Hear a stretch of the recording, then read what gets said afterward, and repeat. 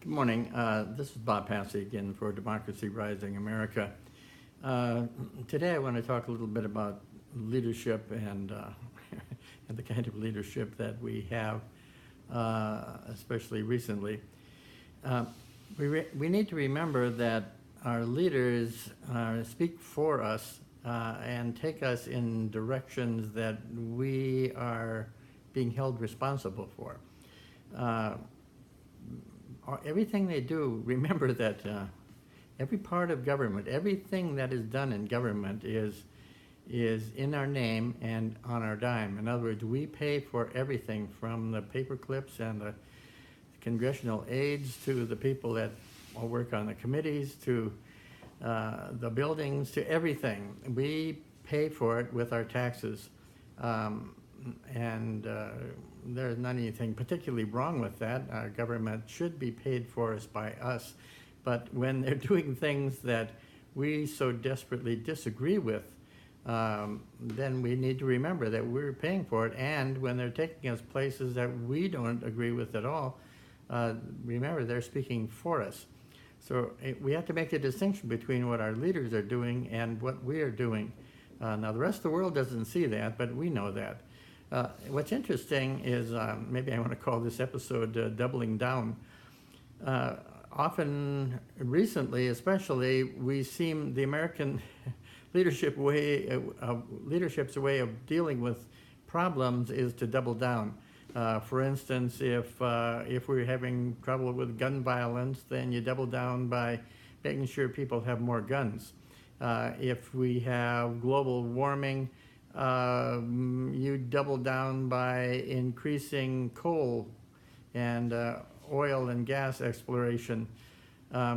This goes on and on. If a little bit of war seems to be good, a lot of war will be better, and we seem to have an everlasting war at this point against an everlasting enemy, which is terrorism. That's about like declaring war on crime, and until we wipe out all crime, we have to have a big army. Terrorism is not, it's an idea. And remember, in some ways, everybody has their own vision of what a terrorist is.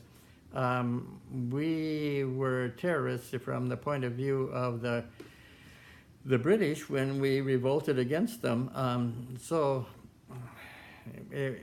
To have our whole society spending tons and tons of money to stop terrorism and to double down on it all the time is really not particularly good.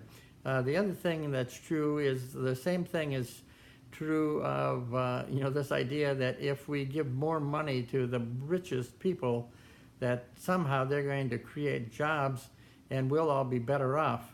That's what the new tax bill is about. I mean, whatever else, if there are little tax cuts on the bottom for we ordinary people, we will more than pay for it by the things that we are losing in that tax bill, the deductions that we're no longer going to be able to have, the increases or the cuts in programs that serve all of us that the rich don't need. Whatever small breaks we seem to get, we're going to pay for them way more than we get. The people on the top are going to get massive tax breaks, and they're going to just pocket it all and walk away and spend it someplace else. And every piece of information that's come out in the last probably several decades has shown that giving money to the top, to the people on the top, creates no jobs at all. I mean, we're living proof of that.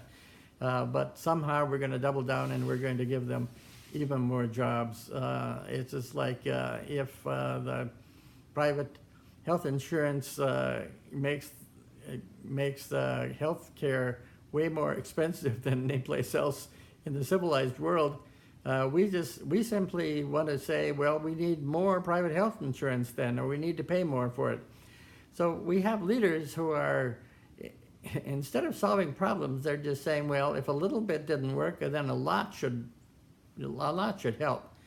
It's the craziest kind of thing, and it's a problem of leadership.